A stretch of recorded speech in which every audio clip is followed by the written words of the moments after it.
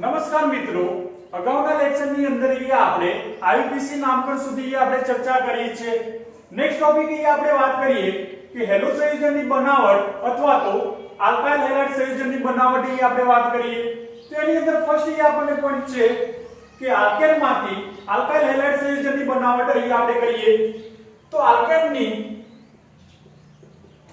Halogenation સાથે એટલે કે હેલોજન સાથે પારજામની પ્રકાશની હાજરીમાં અથવા તો યોગ્ય ઉદ્દીપકની હાજરીમાં જ્યારે પ્રક્રિયા કરવામાં આવે છે ત્યારે અનુવર્તી આપણે આલ્કાઇલ હેલાઇડ નિપજ બનાવી શકીએ છીએ અને સાઇડ પ્રોડક્ટ તરીકે આપણને હાઇડ્રોજન હેલાઇડ સંયોજન મળશે। ફોર એક્ઝામ્પલ તરીકે વાત કરીએ કે ઇથેનની Cl2 સાથે પારજામની પ્રકાશની હાજરીમાં જ્યારે પ્રક્રિયા કરવામાં આવે છે ત્યારે એક હાઇડ્રોજન પરમાણુનું વિસ્થાપન એક ક્લોરીન પરમાણુ વડે કરતા અનુવર્તી આલ્કાઇલ હેલાઇડ નિપજ મેળવી શકીએ છીએ, જેને આપણે કહીએ છીએ ક્લોરો ઇથેન તરીકે આપણે ઓળખીએ છીએ। અને એક હાઇડ્રોજન અને એક Cl જોડાઈને આપણને HCl બનાવશે। તો અહીંયા ક્લોરીનેશન પ્રક્રિયા ખૂબ જ ઝડપી છે, જ્યારે બ્રોમિનેશન પ્રક્રિયા ધીમી છે। જ્યારે સીધું આયોડિનેશન શક્ય હોતું નથી, કારણ કે તે પ્રતિવર્તી પ્રક્રિયા આપે છે અને ખૂબ જ વધુ માત્રામાં ઉષ્માક્ષેપક પ્રક્રિયા છે। પરંતુ જ્યારે પ્રબળ ઓક્સિડેશન કરતા જેવા કે HNO3 અને HiO3 જેને આપણે આયોડિક એસિડ તરીકે ઓળખીએ છીએ એની પ્રેઝન્સમાં જ્યારે પ્રક્રિયા કરવામાં આવે છે ત્યારે આયોડિનેશન શક્ય બને છે। તો અહીંયા હેલોજેનેશન માટે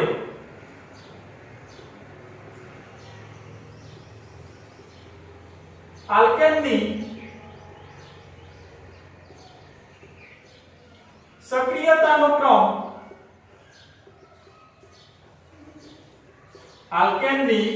સક્રિયતાનો ક્રમ તૃતીયક આલ્કેન, દ્વિતીયક આલ્કેન અને પ્રાથમિક આલ્કેન થશે। તો હેલોજેનેશન માટે આપણે આલ્કેનની સક્રિયતાના ક્રમની આપણે વાત કરીએ તો તૃતીયક, દ્વિતીયક અને પ્રાથમિક આલ્કેન થશે। સેકન્ડલી આપણે વાત કરીએ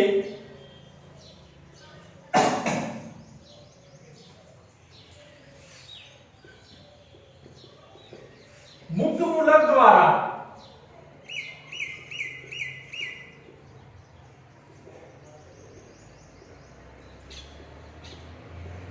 આલ્કેનનું હેલોજેનેશન।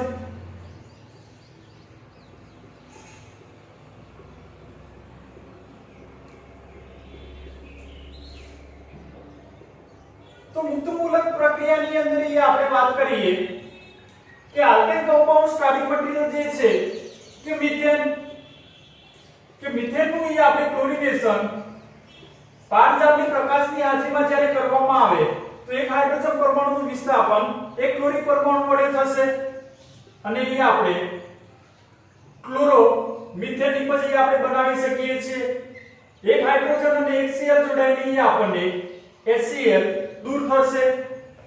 આ ક્લોરોમિથેનનું ફરીથી આપણે ક્લોરીનેશન પ્રક્રિયા કરવામાં આવે તો અનુવર્તી આપણે ડાયક્લોરો મિથેન નિપજ મેળવી શકીએ છીએ।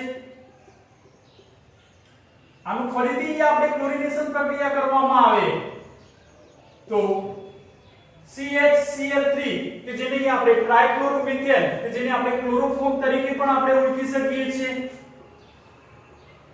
આનું ફરીથી આપણે ક્લોરીનેશન પ્રક્રિયા કરીશું તો CCl4 જેને આપણે કહીએ છીએ કાર્બન ટેટ્રા ક્લોરાઇડ તરીકે ઓળખીએ છીએ। તો આ પ્રક્રિયા પ્રયોગશાળામાં શક્ય નથી, કારણ કે મિશ્રણમાંથી હેલાઇડ સંયોજનને દૂર કરવા ખૂબ જ મુશ્કેલ હોય છે। તેથી આપણે સમજીએ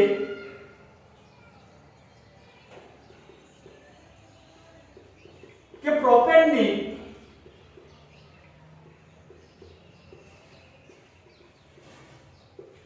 ક્લોરીન સાથે પ્રક્રિયા કરવામાં આવે તો અનુવર્તી આપણે બે નિપજ બનાવટ કરી શકીએ છીએ।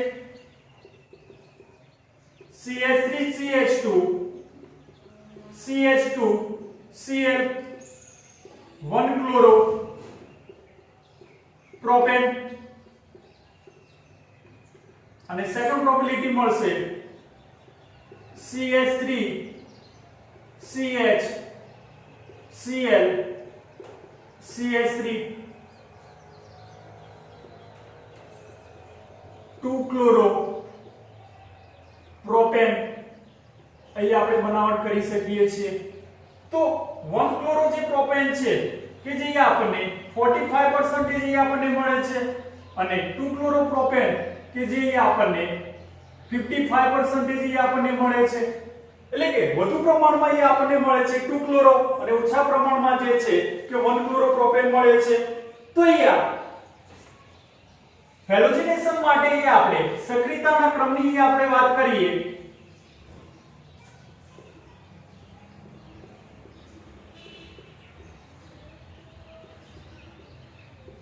હેલોજનેશન માટે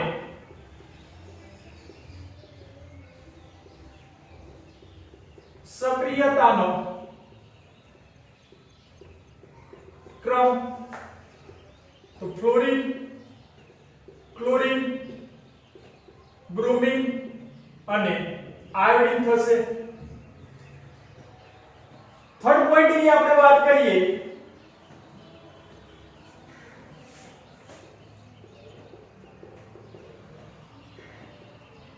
કે આલ્કેનની સલ્ફ્યુરાઇલ ક્લોરાઇડ સાથે SO2Cl2 કે જેને અહીંયા આપણે કહીએ છીએ સલ્ફ્યુરાઇલ ક્લોરાઇડ તો આલ્કેનની આપણે સલ્ફ્યુરાઇલ ક્લોરાઇડ સાથે પારજામની પ્રકાશની હાજરીમાં જ્યારે પ્રક્રિયા કરવામાં આવે છે ત્યારે એક હાઇડ્રોજન પરમાણુનું વિસ્થાપન એક ક્લોરીન પરમાણુ વડે થશે અને અનુવર્તી આપણે આલ્કાઇલ હેલાઇડ સંયોજનો એ આપણે બનાવટ કરી શકીએ છીએ સાઇડ પ્રોડક્ટ્સ તરીકે આપણને મળશે SO2 અને એક H અને Cl જોડાઈને એ આપણને HCl મળશે સેકન્ડલી આપણે વાત કરીએ બનાવટની અંદર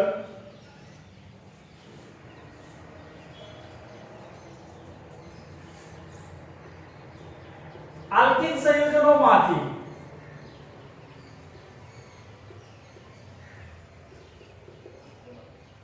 આલ્કાઇલ હેલાઇડ સંયોજનની બનાવટ તો એની અંદર આપણે વાત કરીએ કે આલ્કીનની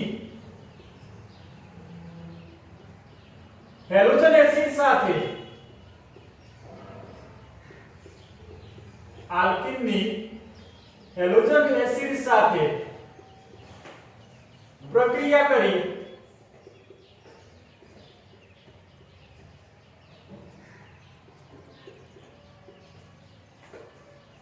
આલ્કાઇલ હેલાઇડ્સ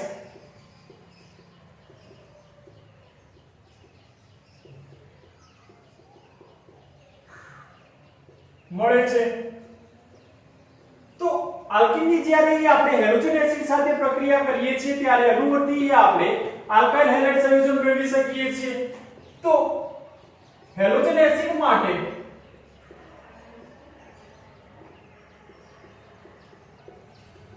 તો હેલોજન એસિડની સક્રિયતાનો ક્રમ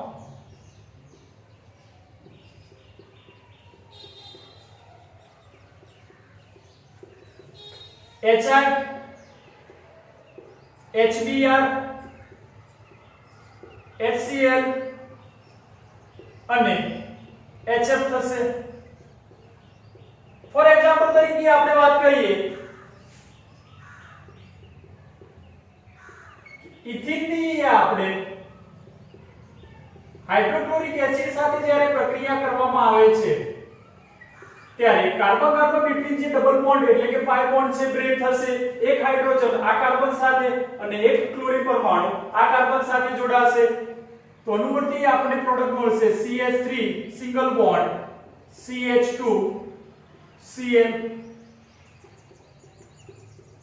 ક્લોરો ઇથેન અહીં આપણે બનાવટ કરી શકીએ છીએ તો અસમિત આલ્કીનની જ્યારે હેલોજન એસિડ સાથે પ્રક્રિયા કરવામાં આવે છે ત્યારે દ્વિતીયક અને તૃતીયક આલ્કાઇલ હેલાઇડ સંયોજનો મળે છે જે માર્કોનિકો નિયમને અનુસરે છે, પરંતુ જ્યારે અસંમિત આલ્કીનની હાઇડ્રોજન બ્રોમાઇડ એટલે કે HBr સાથે પેરોક્સાઇડ ઉદ્દીપકની હાજરીમાં જ્યારે પ્રક્રિયા કરવામાં આવે છે ત્યારે અનુવર્તી પ્રાથમિક આલ્કાઇલ બ્રોમાઇડ નિપજ મળે છે જે પ્રતિ માર્કોનિકો નિયમને અનુસરે છે.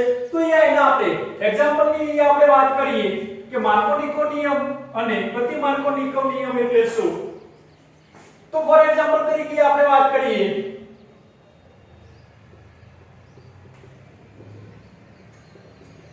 કે પ્રોપીનની HCl એટલે કે હાઇડ્રોક્લોરિક એસિડ સાથે જ્યારે પ્રક્રિયા કરવામાં આવે છે ત્યારે માર્કોનિકો નિયમ પ્રમાણે કાર્બન કાર્બન બેટવીન જે પાઇ બોન્ડ છે બ્રેક થશે. તો ઓછા હાઇડ્રોજન ધરાવતા કાર્બન જોડે ફર્સ્ટ હેલોજન પરમાણુ જોડાશે અને એ નિપજ આપણને વધુ પ્રમાણમાં બનાવે છે જેને આપણે માર્કોનિકો નિયમ તરીકે ઓળખીએ છીએ. તો ફર્સ્ટ પ્રોડક્ટની આપણે વાત કરીએ તો CH3CH ક્લોરીન પરમાણુ આ કાર્બન સાથે જોડાશે, carbon carbon between double bond break થશે અને હાઇડ્રોજન અહીંયા જોડાશે. તો એ આપણને પ્રોડક્ટ મળે છે 2 ક્લોરો પ્રોપેન, જે આપણને મેજર પ્રમાણમાં મળે છે એટલે કે વધુ મળે છે. સેકન્ડ પ્રોબેબિલિટીની વાત કરીએ CH3 હાઇડ્રોજન અહીંયા જોડાશે CH2 અને Cl 1 ક્લોરો પ્રોપેન, જે આપણને માઇનોર મળશે એટલે કે ઓછા પ્રમાણમાં મળે છે. તો માર્કોનિકો નિયમ દ્વારા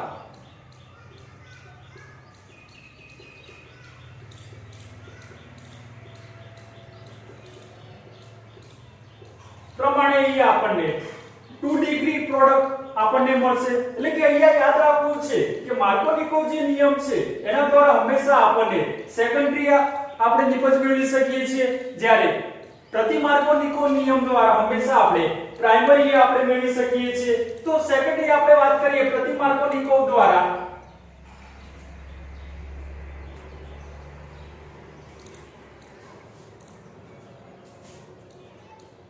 CH3 CH double bond CH2 એની આપણે HBr સાથે પ્રક્રિયા કરવામાં આવે છે ત્યારે અનુવર્તી આપણને માર્કોનિકો નિયમ પ્રમાણે એના વિરુદ્ધમાં અહીંયા આપણને નિપજ મળશે CH3 CH2 CH2 Br, જે આપણને મેજર મળે છે એટલે કે વધુ પ્રમાણમાં મળે છે, જેને આપણે પ્રતિ માર્કો નિકો તરીકે ઓળખીએ છીએ.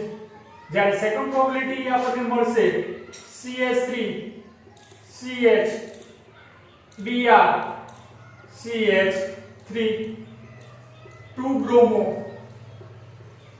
પ્રોપેન, જે આપણને ઓછા પ્રમાણમાં મળશે એટલે કે માઇનોર અહીંયા આપણને મળે છે. તો માર્કોનિકો નિયમ દ્વારા હંમેશા આપણે 2 ડિગ્રી મેળવી શકીએ છીએ, જ્યારે પ્રતિ માર્કોનિકો રૂલ્સ દ્વારા હંમેશા આપણે પ્રાઇમર ડિગ્રી એટલે કે પ્રાઇમરી મેળવી શકીએ છીએ. તો અહીંયા કે પ્રતિ માર્કોનિકો નિયમ ફક્ત HBr ને જ લાગુ પડે છે, HCl કે HI ને લાગુ પડી શકતો હોતો નથી.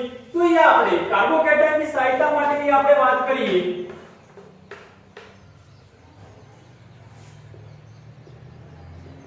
કે 1,2 મિથાઇલ અથવા 1,2 હાઇડ્રાઇલ 1,2 મિથાઇલ અથવા તો 1,2 હાઇડ્રાઇલ સંયોજનો વધુ સહાયતા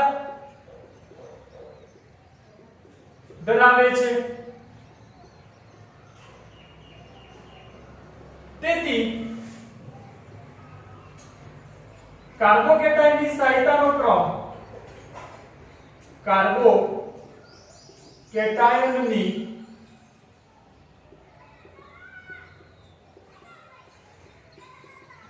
સહાયતાનો ક્રમ તૃતીયક, દ્વિતીયક, પ્રાથમિક અને મિથાઇલ થશે. તો અહીંયા આપણે વાત કરીએ કે 1,2 મિથાઇલ અથવા તો 1,2 હાઇડ્રાઇડ સંયોજનો કે જે વધુ સહાયતા ધરાવે છે માટે કાર્બોકેટાયનની સહાયતાનો ક્રમ તૃતીયક, સેકન્ડરી અને પ્રાઇમરી અને મિથાઇલ સંયોજનો થશે. તો અહીંયા આપણે 1,2 મિથાઇલ અને 1,2 હાઇડ્રાઇડ સંયોજનની આપણે સહાયતાની ચર્ચા કરીએ. CH3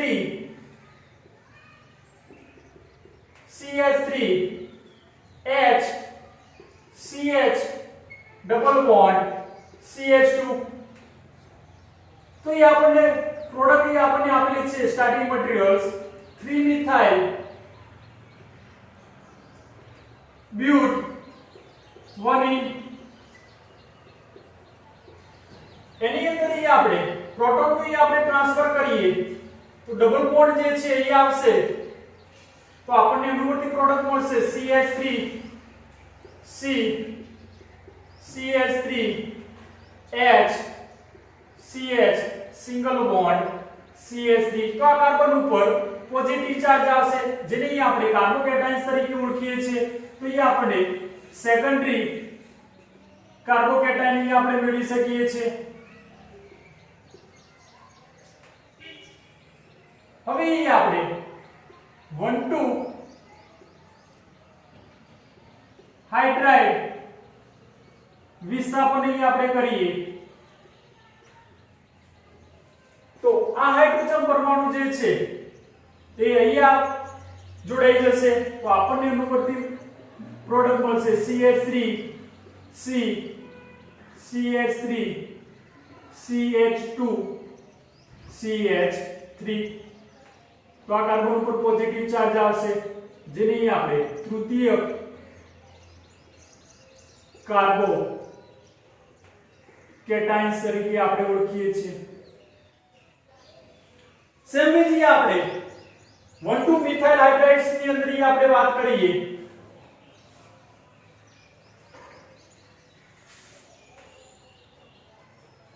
તો CH3 CCH3 CH3 CH double bond CH2. તો એ આપણે પ્રોટોન ટ્રાન્સફર કરીએ તો આ ડબલ બોન્ડ છે એ બ્રેક થશે તો CH3 C CH3 CH3 CH single bond CH3. તો એ આપણે સેકન્ડરી કાર્બોકેટાયન આપણે બનાવી શકીએ છીએ. આની અંદર આપણે 1,2 મિથાઇલ વિસ્થાપન આપણે કરીએ તો આ જે મિથાઇલ ગ્રુપ છે એ આ કાર્બન સાથે આપણે એટેચ કરીએ તો આપણે ટર્શરી કાર્બોકેટાયન મેળવી શકીએ છીએ. તો CH3 CCH3 CH CH3 CH3. તો એ આપણે તૃતીયક કાર્બોકેટાયન આપણે બનાવી શકીએ છીએ. તો એ આપણે આલ્કાઇલ હેલાઇડ સંયોજનની બનાવટની અંદર આપણે બે પોઈન્ટ્સની આપણે ચર્ચા કરી છે. એક આલ્કેન સંયોજનોમાંથી અને સેકન્ડ કે આલ્કીનમાંથી આલ્કાઇલ હેલાઇડ સંયોજનની આપણે બનાવટની આપણે વાત કરી છે.